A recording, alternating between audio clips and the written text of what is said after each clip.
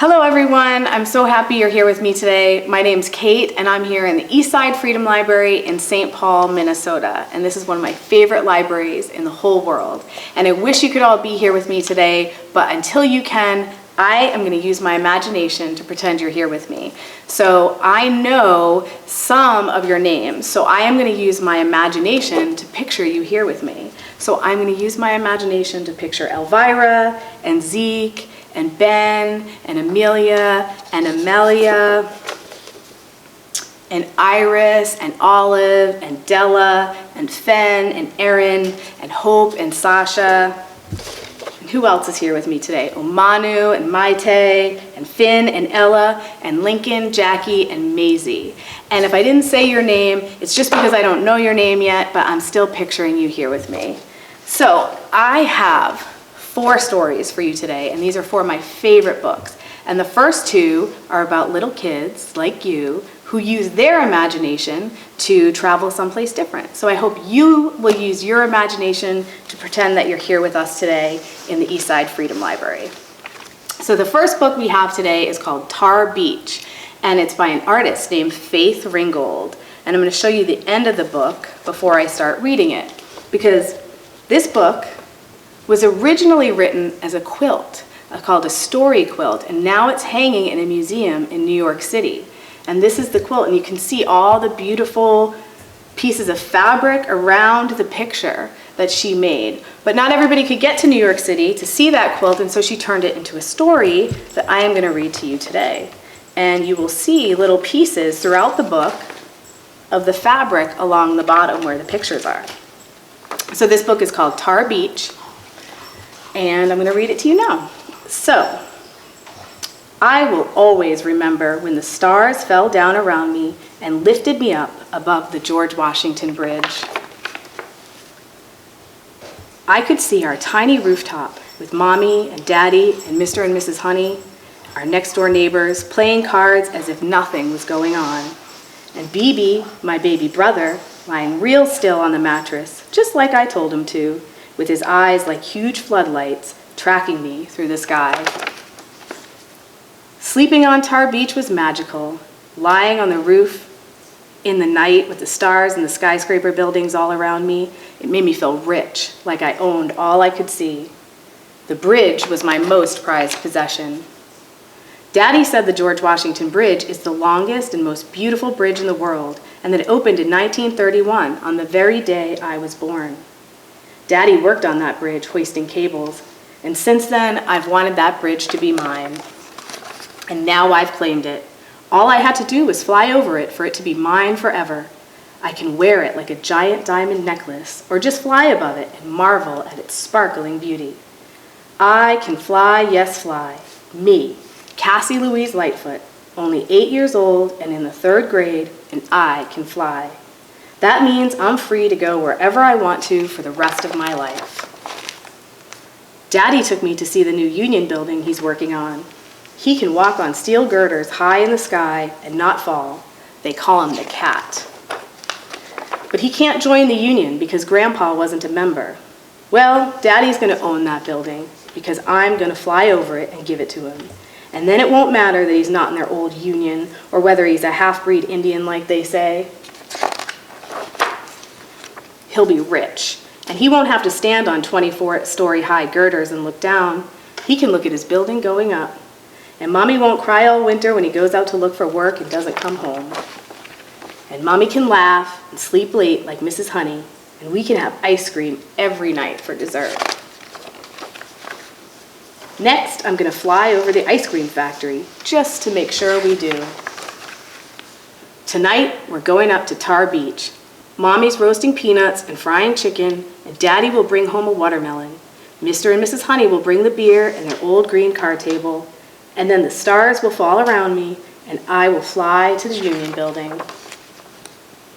I'll take BB with me. He's threatened to tell Mommy and Daddy if I leave him behind.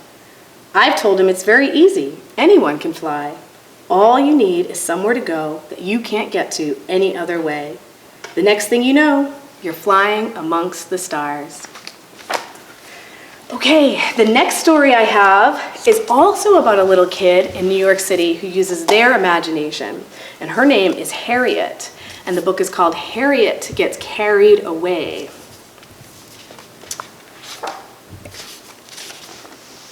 Harriet loved costumes. She didn't save them for Halloween or only wear them to dress up birthday parties. Harriet wore costumes all the time. On the morning of her own dress-up birthday party, Harriet was a busy bee. "We need to pick up some snacks from the grocery store," her dad said. "And lots of party hats," Harriet added. She changed into her extra special errand-running costume, straightened up her bow tie, waddled down the street, through the subway, and into the store.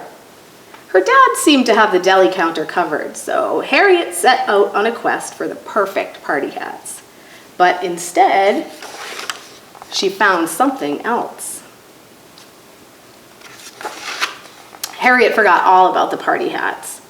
She waddled past the checkout lines, through the city, and out of town. "Where are we going?" Harriet asked excitedly. "Back home, of course," the penguin answered. "The city's a nice place to visit, but I wouldn't want to live there." As the balloons floated farther from the city, Harriet's thoughts floated back to her birthday party. Excuse me," said Harriet. "I don't think I belong here." "That's okay," the penguins replied. "Everyone feels like they don't fit in sometimes. Maybe you should lose the bow tie." But Harriet didn't care about fitting in. She cared about getting back to the store. So she straightened her bow tie and hatched a plan. And another. Things were not going smoothly. Harriet was almost out of ideas when one emerged from the sea. "Hey," said the orca, "you're not a penguin." "How did you know?" cried Harriet. "Penguins don't wear bow ties," he replied. Harriet realized this orca might be her ticket home, so she told him her tale of costumes and penguins and hot air balloons. She told him all about her family and her city and the party hats she needed to find. And when her story was finished, she said, "I could really use a lift."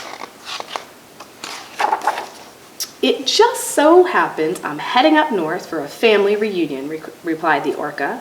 "I could drop you off along the way in exchange for a fancy red bow tie." This seemed like a fair trade. And as the orca swam, Harriet daydreamed. Once Harriet could make out the city in the distance, the orca came to a halt. "This is as far as I go," he said. So Harriet called in a favor from the friends she knew from the park. "We'll take it from here," they said.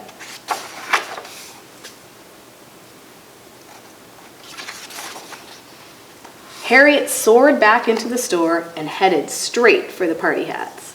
It didn't take long to pick out the perfect ones. She found her dad's at the deli, just where she'd left them. "Where did you sneak off to?" they asked.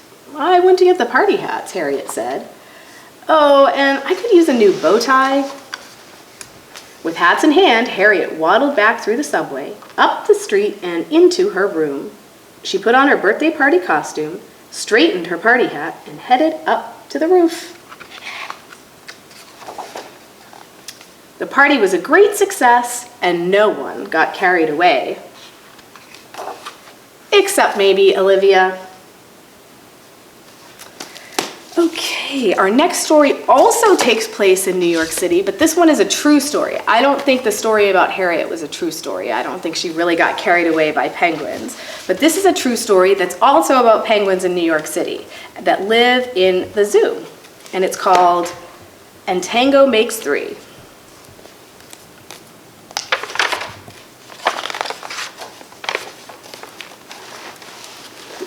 We love this book in our house, and so the pages are a little bit well loved. I hope you can still see them. In the middle of New York City, there is a great big park called Central Park. Children love to play there. It has a toy boat pond where they can sail their boats. It has a carousel to ride on in the summer and ice rinks to skate on in the winter.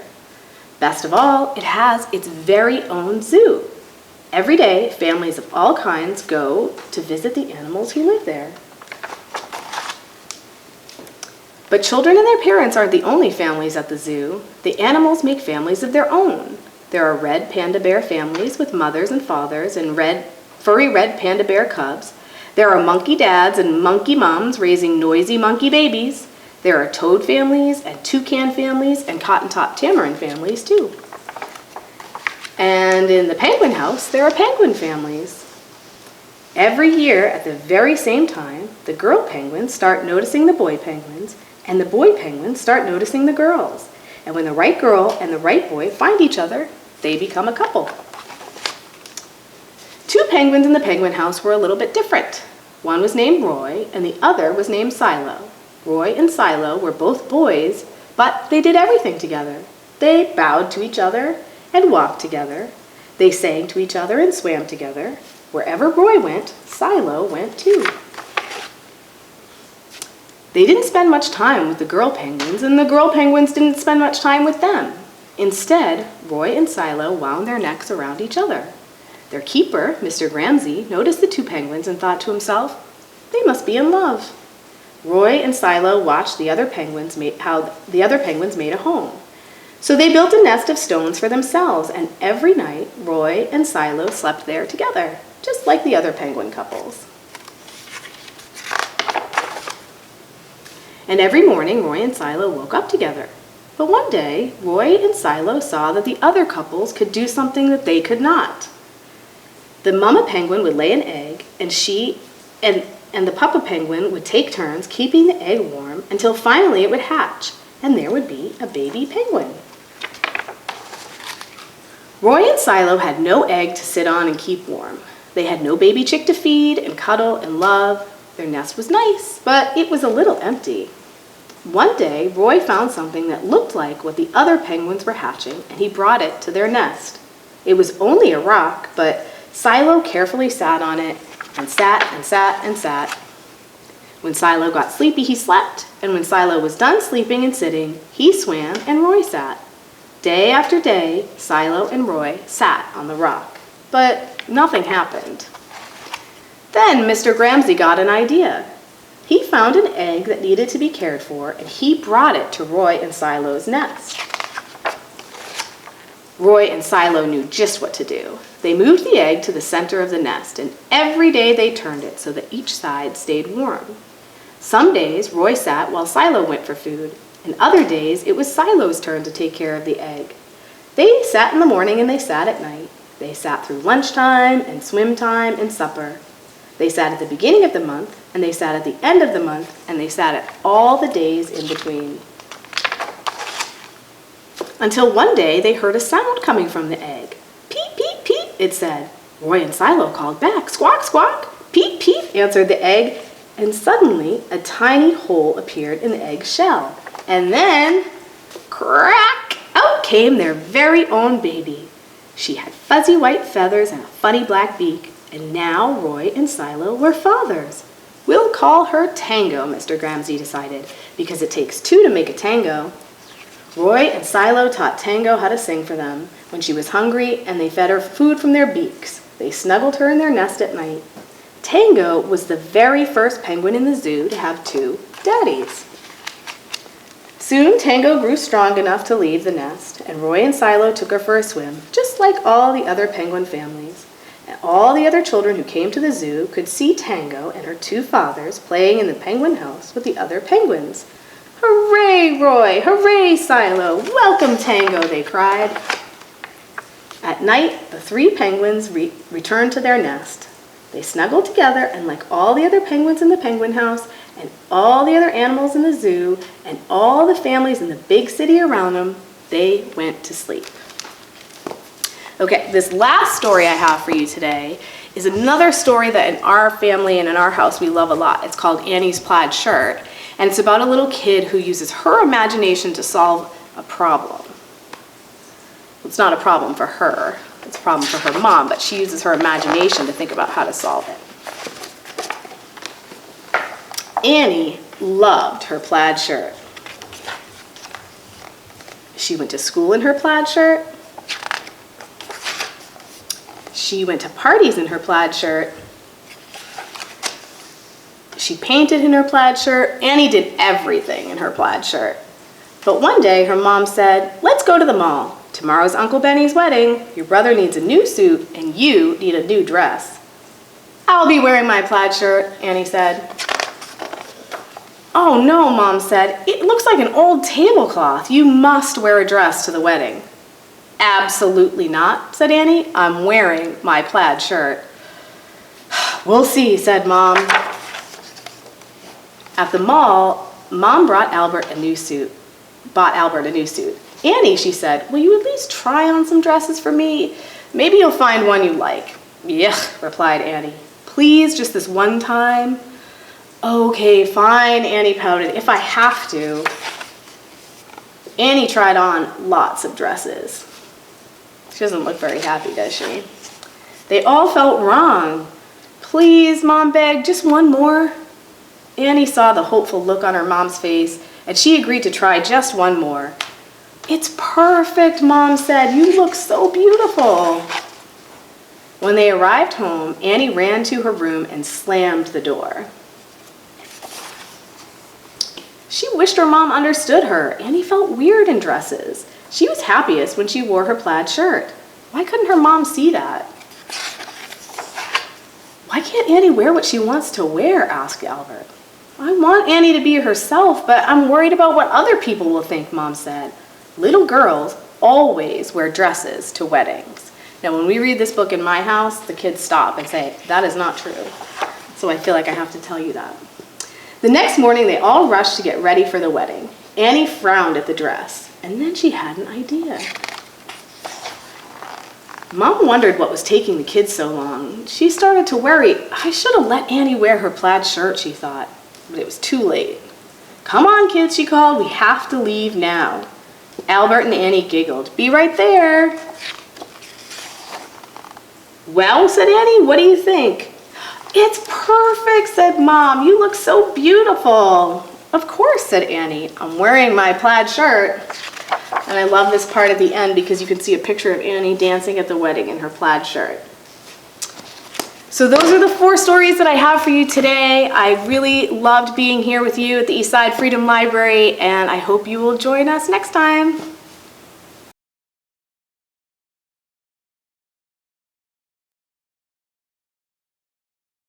Thank you for visiting our video. I'm Beth Cleary. I'm Peter Ratcliffe, and this is Orso, the library dog.